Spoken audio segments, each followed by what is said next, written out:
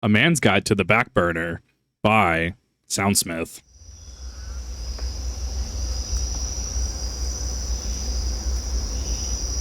I like this. It's non-invasive. I'm a fan of that.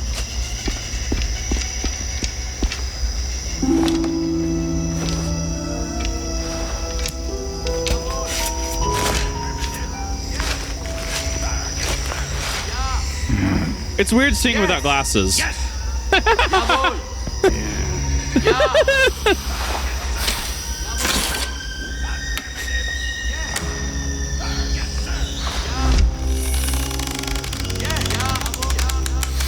I love the freaking out in the background. It's so good. Clever girl. I love this. This is great. That was brilliant. A+. If I had to describe the Backburner in just one word, I would choose unexpected. If you saw the teaser or have been following production updates on this video, you probably thought that I was doing Man's Guide to the Huntsman. But while you were focused on something else, that's where the Backburner shines the most. On its face, it seems like a pretty normal side grade. You get guaranteed crits if you burn someone's back at the cost of an air blast that uses 50 ammo instead of 20. And yes, I do see that other stat, but every other flamethrower that can air blast does that, so it's not important. Now, most people upon seeing this would just be like, all right, that's it. But here's the thing. These extremely simple stats transform the Backburner from a basic stock weapon to a tool of utter KO.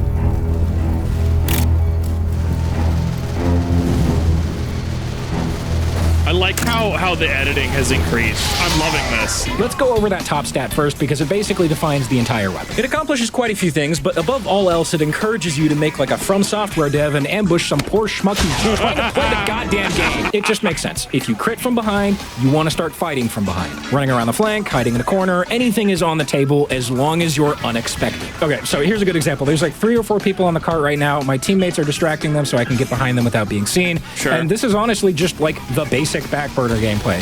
You burn their backs. That's it. I did too much damage for the heavy to do anything about it. And I get the soldier and the medic does a funny ragdoll, and there you go. I saved the game. Another really basic example. There's a bunch of people on the cart here, so I'm just going to walk up behind them while they're focused on something else. Kill 1 person, kill 2 people, kill 3 people. I flanked him so hard he left the game. That's cool. In this clip, I get Ubered by our medic for some reason, so I'm going to hold down the mouse 1 button to just kind of clean up a bunch of people and then establish myself as a presence on the front lines. And then once they're expecting me to be up there, what I'm going to do is I'm just going to go around the flank and, hey, you got something on your back there. You want to turn around? I can get it for you. Fine. Roll a deception check with disadvantage. Okay, so you're not going to believe this. This is actually something I've noticed a lot while using the Backburner. People tend to panic when a pyro ambushes them, so oftentimes they'll turn around to run away, not realizing you're using the Backburner, and just get themselves crit. It seems a little... Actually, yeah, no, that makes sense. It's definitely that fear panic response. No, I definitely would have done the same thing, so this is good to watch. Silly from our perspective, but let's look at the situation from theirs. So pyro charges you, and what weapon is he using?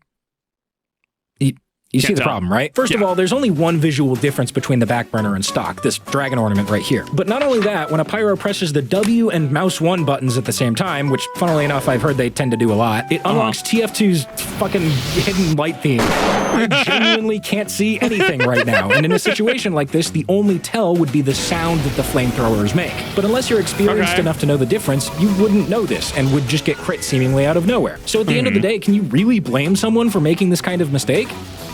I mean, maybe, but I'm totally going to abuse it anyway. All right, so these clips I've been showing you in the patented SoundSmith narrates gameplay clips to show off the mechanic he's talking about section are all fine and dandy, but I'm usually starting in the middle of the clip, already in position. And what I failed to show you so far is, well, how I got there to begin with. See, Pyro's a fun class with a lot of problems. Notably, he's not really all that fast. I mean, to be fair, he's got average speed, same as all these guys, but when you're hanging out on the flank, you're much more likely to run into this guy. Or this guy. Or maybe sometimes this guy. And seeing as nearly every flamethrower's range is shorter than the average lifespan of a live service game that's definitely going to be the TF2 killer this time, the shade. I mean, to be fair, just make a good game and stop marking yourself as the X killer, right? Don't mark yourself as the Doom killer. Don't mark yourself as the Dark Souls killer. The coup de grace to TF2. Just make your own game, right? Just make a good game. Let's start there. Then we can start about redefining the genre like old Blizzard did, right? Literally played Diablo 2 for the first time in 2024, right? At the end of it. Oh, I see why they used to be good. We need to cover that weakness with our secondary weapon. And sure, we could technically do that by adding some range to our kit and selling our soul, but unfortunately, I'm a ginger. And as we all know from that one TV show that single-handedly filled my childhood with relentless bullying, I'm a little bit lacking in that department. So instead, I guess we'll just have to go with the other option and add some... Sure. Mobility secondaries are what really make the Backburner shine. I mean, why worry about a lack of speed or range if you can just, like... And yes, I could show you another 2 hours of tutorials on how to use mobility items, but I think the more important thing is talking about when to use them. As much as it pains me, we are not talking about that flashy, in-your-face movement that tends to show up in every other video. Our movement has purpose, and that's getting from point A to point B. And it doesn't just have to be purposeful either, it also has to be unexpected. Let's look at the first item a new player might use when trying to add mobility to the Pyro. A lot of times, Pyros who get their hands on the thermal thruster for the first time will take one look at what it can do and just Level 69 rocket pack. Nice. go like, Oh my god! Oh my god! Oh my god! It's... this is a move that I affectionately call the brain blast. See, the joke is that their brain gets blasted. There's really no getting around it. If you're as predictable as yesterday's weather, it's just not gonna go well for you. This is a high-risk bombing item, so while you can definitely get away with some jetpack shenanigans, it really sort of depends on the enemy team being unaware. Right. Amazing. In this clip, I'm hanging out on the flank, and KJ's running away from what looks like the enemy combo, so I blast out here onto the bridge, and at that exact moment, they jump onto the point, and I'm able to just walk up behind them and kill them all. In this clip, I'm up in the center, and then I see this Pyro who's definitely going to walk at me, but then I hear him do a voice line, so I match his voice line and back up and then wait for him to do another one. And then I hear him do it on the left side, so then I go around the right side right here, pull out the Backburner, burn his back, and then he leaves the game. I know none of the clips I narrated were particularly flashy, and yeah, it is undeniably fun as hell to blast yourself straight into the enemy team and go crazy. But if you want to take full advantage of the Backburner's crit mechanic, you've got to be sneaky with it. And that's sort of difficult to do when your secondary announces its presence to the entire map whenever you do anything with it. No, he brings up a good point as well, right? If you're trying to sneak and trying to flank, right? Something about a jetpack that makes noise might not necessarily be the best vehicle to get to said destination to achieve said goal. I will say the editing in this is interesting. It's definitely a step up. I'm loving it. I wonder if this falls into the Mr. Beastification of YouTube, right? A lot more snappy editing. It does run into the it does run afoul of the the redundancy checks, right? In this clip I, right? But it's, even though it kind of runs afoul of that philosophy of, you know, don't be redundant like that, right? I think it does work because this presents itself not solely as an entertainment piece, but like a semi-educational piece showcasing citation and evidence in what he's saying. I think it's interesting to analyze this from a like meta script perspective, which I know not everyone's a huge fan of, but I love it. And so I will enjoy it. I will enjoy analyzing this. So we're gonna need something different, something smaller, faster, a bit quieter, with more ammo, and you know, maybe something that can actually do some damage. I know that's a lot to ask for, though, so I understand if there's not really anything like that in the... Oh. Yeah, that'll do it.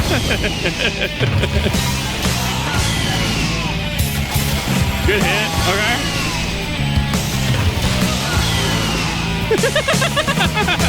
It is actually unbelievable how good the detonator is when paired with the Backburner. First of all, it's a secondary that can actually deal damage, so it's good to pester people or finish them off from a distance, but it can also be used to jump. Yeah, when you equip the detonator, every map opens up into a whole new playground. In this clip, we're pushing Barn Blitz last, and I see this demo on the flank who has been sticky spamming but is currently shooting pills at us. That tells me he's got a sticky trap somewhere, so I go up on this side area here, pull out the detonator, jump through the window, and completely bypass his sticky trap and kill him pretty much instantly. And yeah, he definitely wasn't expecting that one. And yeah, it's worth noting that the thermal thruster can technically do this too, but the detonator has one thing that the jetpack just doesn't. Well, one more thing. Burst mobility. With the jetpack, if you need to go somewhere, you gotta go through this lengthy animation where the Pyro puts away his flamethrower, go gadget, swaps to her secondary, and then finally, you can wait for another second as the blast off animation plays, and even then, you're moving in a mostly fixed trajectory after that, for the first half of your jump at least. So I want to, we talked about in, I want to bring up, we talked about in the, one of the other videos about how trajectory being linear versus you being able to kind of course correct mid. I don't remember which video it was. So it seems like, yeah, like you will have a linear trajectory, thus making it more predictable, versus especially if it's not a fixed linear, right? And you can actually kind of like after the jump, if you can kind of course correct a little bit, that adds a layer of complexity to your trajectory. Comparison, let's look at the detonator. I swap weapons, look behind me, and boom. We're smooth. Yeah, in this okay. clip, blue team is about to cap the point, and I gotta get in there quickly. If I go through that door, I die, so I pull out the detonator, jump up here quickly, and now I'm in a perfect position to wait a second, and then drop down and burn everybody's back when they're not expecting it. Rough. This is a fun one. At some point while I was playing Borneo, I noticed that you can actually stand on this ledge right here. So we're just gonna wait up here and see who we can get. A few seconds later, this demo man walks through the door thinking he's being sneaky on the flank, doesn't see me at all, and I'm able to drop down, save our medic's life. That's right, when you're using the detonator, you can flank quickly, you can do cool jumps, but you can also get into some funny places that you shouldn't be. In this clip, the sniper doesn't even look up to see me at all because, I mean, like, why would you? And that ends up working perfectly with the Backburner's ambush-based playstyle. Right. Except for the fact that it didn't crit, but it's fine, ignore that. If you're that sniper, like, why would you ever look there? Seriously, look at this bullshit. How do you think I got here? Yeah.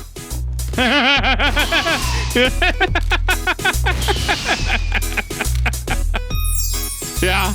Honestly. I love that. That was great. I mean, yeah. I mean, it abused the fact that we as gamers never look up. We've talked about this before. We've talked about this in many, many reactions. We as gamers don't look up. If you want to have a haha funny as a game dev, make an enemy that requires you to look up. Not necessarily like Cliff Racer from Morrowind status, because while they were originally supposed to harass flying enemies, from what I understand, are you flying through the air? Because Magic Morrowind was busted.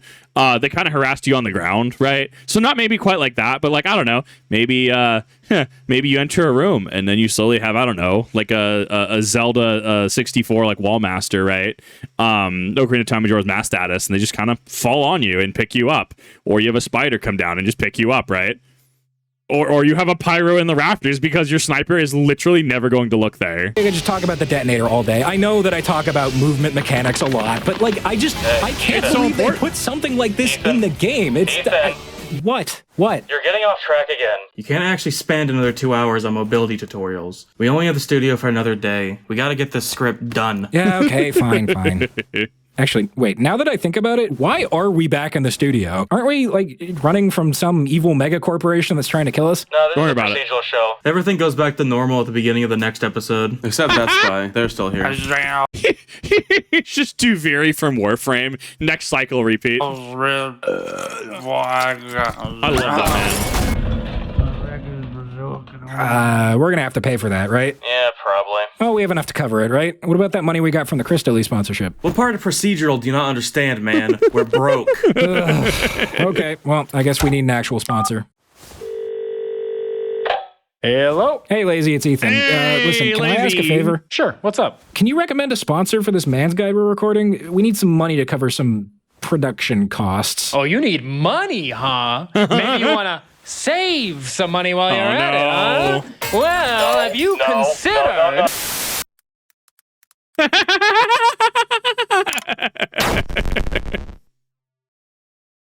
Was that the coupon code that gives you 10% off any unusual? That's right, Markiplier.tf is back, baby! Yeah, this episode of Mann's Guide is sponsored by Marketplace.tf, a storefront for all things TF2. And Dota 2. Didn't it go down in one of his prior videos? I definitely missed some events here. And Steam items, actually, but that's not important. TF2, hey, look, TF2. Marketplace.tf is the only TF2 storefront with no fees for the buyer. Most other sites will show low prices, but will add a ton of hidden fees at checkout, and they'll take forever to deliver the items, and they'll never go on sale. It's basically just like a heist, but for your wallet specifically. Well, no more. Marketplace never passes fees on to you, delivers your items quickly and safely, accepts PayPal, and has sales and promos and shit like that all the time. They even give out coupons that just straight up give you free stuff. Okay, so I know that was a lot of words, though, so let me just rework this real quick. It's gonna blow it up. No fees. Oh, okay. Free stuff. And also, yeah, it's cheaper than the Steam Community Market. Seriously, go check their coupons. As soon as this video is live, Marketplace is launching a new code, Purple Smithmas, that gives you 10% off any unusual. Yeah, I wasn't just goofing earlier. That's real. 10% off unusual taunts, skins, war paints, unusual fires, hats, miscs, literally any unusual. 10%. Man, I wish I knew what an unusual was. and off, just like that. And I should say, I don't want this to come off like empty shilling either. I can tell you from personal experience that Marketplace is cheap, fast, reliable, and most of all, safe. I've been using the site for years, and I've never had any issues with getting my items. Other than the item servers going down, but that's not their fault. You know how it goes. Death, taxes, TF2 item servers not working. If you're ever in the market for TF2 items of any kind, look no further than marketplace.tf. You can use the link in the description or the pinned comment and go check it out. I mean, like, after you finish the video, though. Okay. I'd give it a 9. Audio was consistent. Editing made sense. I think it jumped around a little too much, unironically. Like the Gmod bit, right? Being able to turn the TV around. The segue was fine. Segue was great, actually. Lazy Purple cameo, definitely good. Yeah, I think maybe it just droned on a little too long, but I think that this is a solid 9. I think that it's great. Yep. 5 seconds? Yeah, that works for me. Okay, see you then. Are they coming? They just did. Ugh, perfect. Back to the guide. Where were we again? I just honestly don't remember. Let me just narrate this clip. Maybe it'll come to me. So this clip's Thunder Mountain. I think the big one for me is that the ad felt a little intrusive, if that makes sense. Like it was part of the content, which is good. Like it needs to be part of the content. It needs to feel additive. I think that it drew you out a little bit too much, though. I don't know. That's a subjective opinion, put it that way. I'm shooting the detonator at a soldier. Okay, so the Backburner isn't, strictly speaking, perfect. The main, well, only downside to the Backburner is that your air blast costs 150% more. In practical terms, this means you only get about as many air blasts as the number of years it took the Confederacy to get completely steamrolled. That's a pretty huge downside, seeing as air blast is arguably Pyro's most powerful mechanic that is definitely in no way infuriating to play against. You can't extinguish your teammates as effectively, you can't reflect projectiles as often, you can't stuff. Today I learned you can use air blast to yeah, okay, I didn't know you could do that. I didn't know you could push the fire off your teammates. I'm learning things today. Ubers as well. It seems really bad, but there is a silver lining to this, and that's how this red text makes people perceive the weapon. Sure. And also the people using it. That's just the thing. Nobody expects you to be able to air blast with this thing, which means if you want to catch somebody off guard, using the Backburner to kind of smurf your way into easy air blast kills works surprisingly well. It is honestly fascinating how much of an impression this little dragon ornament can make on the enemy gamers. Like, look at this. In this clip, I'm on the flank, but then I get caught out by this soldier, and he shoots some rockets at me, so I air blast one, and then 2 of his rockets back, and then I retreat to get some health. Fast forward a few seconds, and I'm back on the flank. This time I run into a different soldier at first, and I air blast one of his rockets. He stops shooting me, but this guy shows up again after seeing me air blast 2 of his rockets and one of his teammates. He looks at me and goes, well, this guy's a Backburner Pyro. There's no way he could reflect the 4th rocket, shoots another rocket at me, and dies. In this clip, it's CTF. They're bomb rushing the intel. It doesn't matter. But there's a soldier here who's coming in on the left there. He shoots once at me, sees me air blast, and then swaps to his shotgun, but then sees that it's a Backburner, swaps back to the rocket launcher, shoots another rocket at me, and dies for it. I almost feel like this is the metagame brain overriding common sense, right?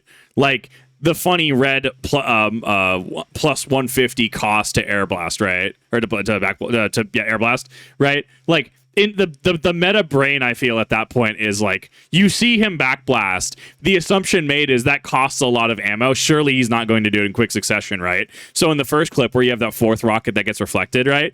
I would assume the soldier that came back into the fray is going to be thinking along the lines of, well, he's already deflected 2 of my rockets, 1 of my teammates' rockets. Clearly he's not going to do it again, right? Because he sees the funny ornament. He knows that you're running Backburner.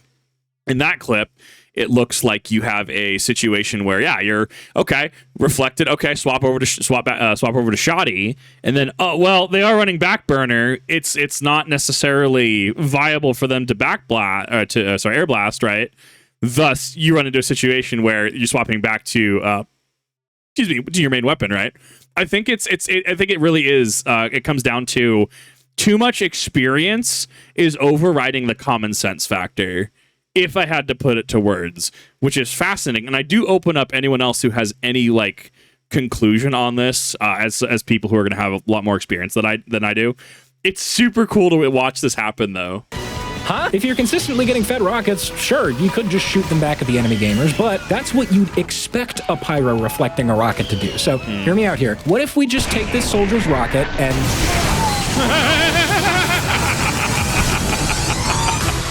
Wow.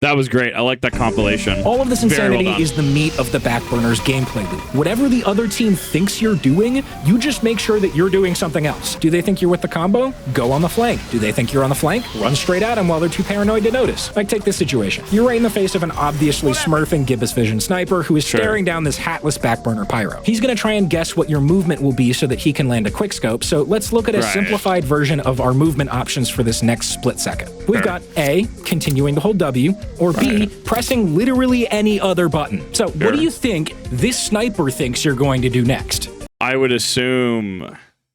I mean, common sense perspective, I mean, I do this in a lot of games as well. I usually try to passing step forward. So either to step forward and to the right or forward and to the left, right? Which I guess is technically a continuation of holding W, right? I try to mix it up a little bit by trying to outflank the opponent. But I guess the assumption here, especially when facing down a Pyro, is that they're just going to press W. They're going to hold down W and attempt to just go forward. That's the kind of two paths of logic I see here. You got it? All right, cool. Now do the other thing. Yeah. When using the Backburner, you never let them know your next move. Act like a genius mastermind tactician, and then in the next breath, act like you've got two brain cells that are both competing for third place. You want your ridiculous unpredictability to put the fear of God into your enemies. Revelations 13:12, I am the spy. From Team Fortress 2.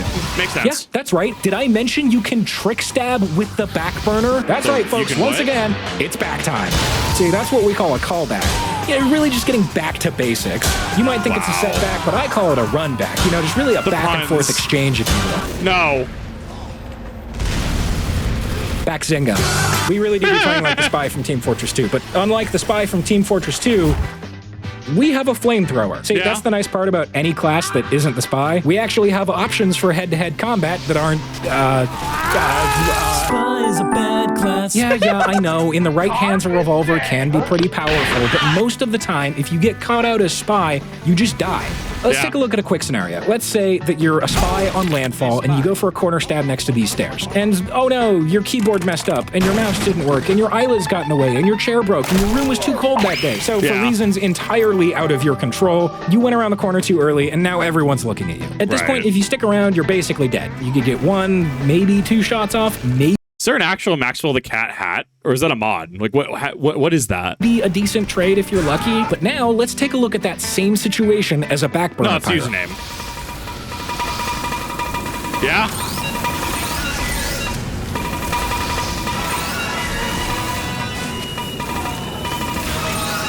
That was disgusting to watch. There is one advantage. I think that playing Spy is akin to playing a game at, say, a national plus level, right? Regional nat plus level, where you're having to lock in and you're having to play optimally for however long of a period of time. And I'm not saying that like this inherently means that Pyro is less skilled.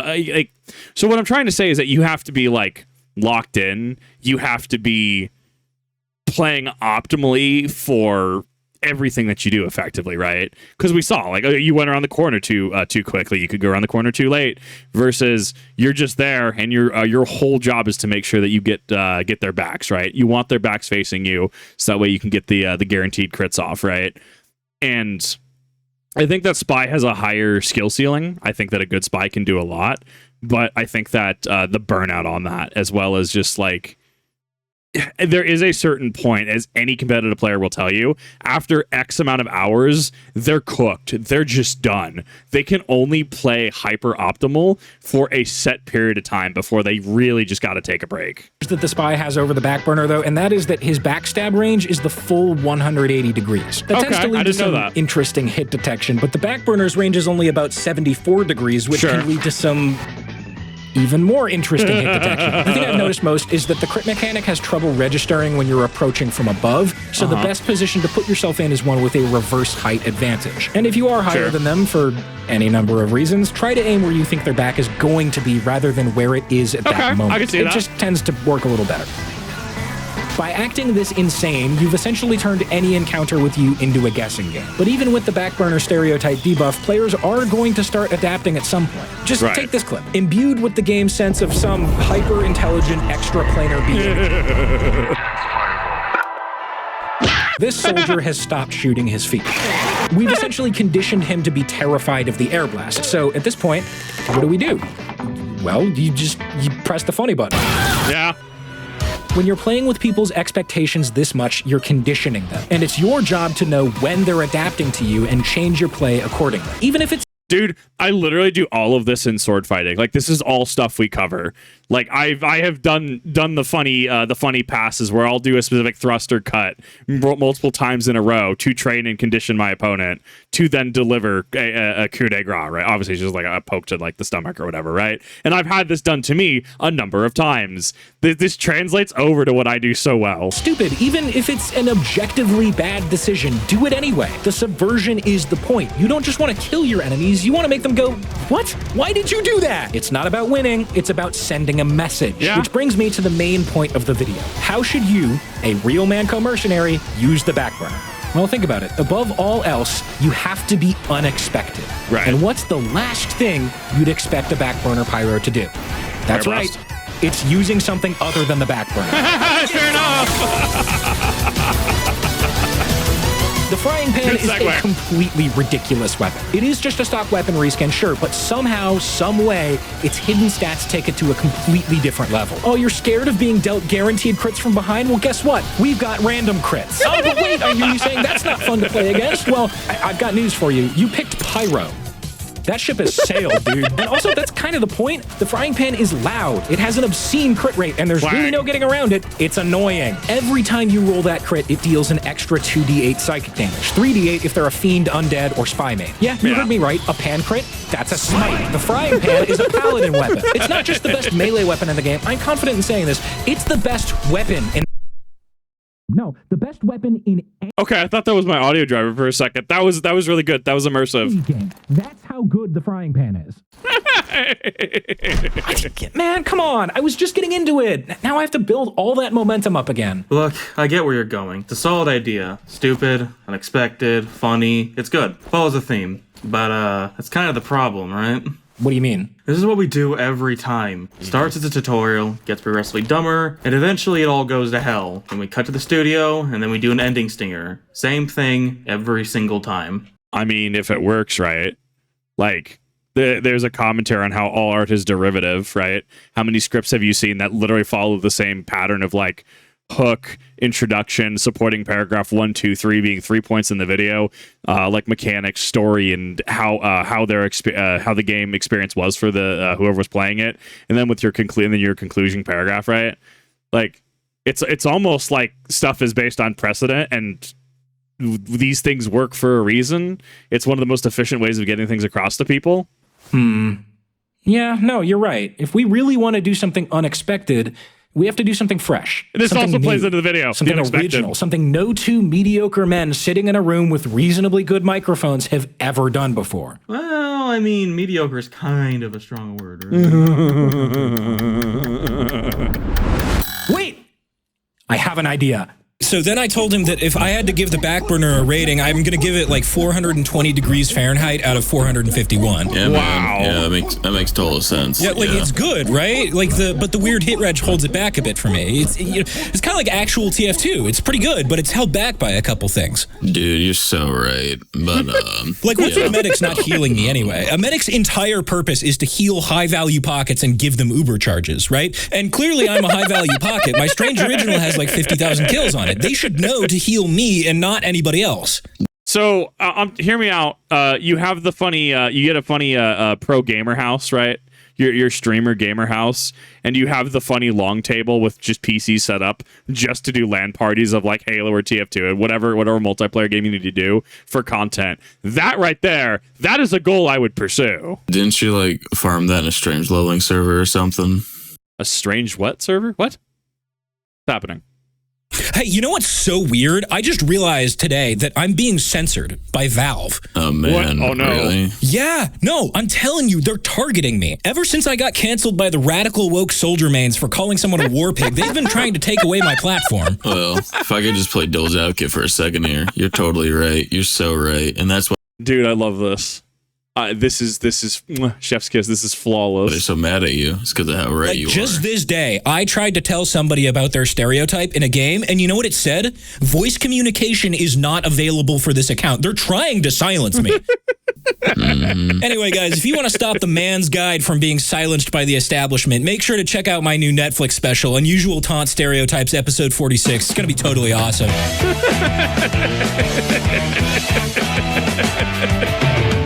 What? There's no way that's it. Okay, there's some more. It was unexpected. I will give it that.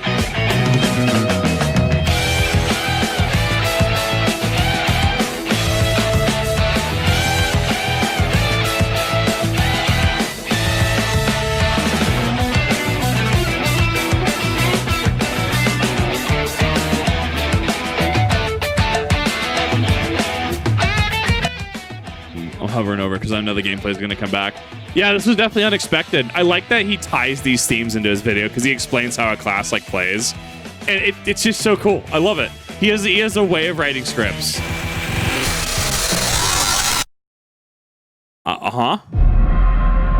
They're almost here. Half-Life 3, is that you? Them, can't you? They're scratching at the door. And now, they're back. Silent Hill? And right behind you. My God.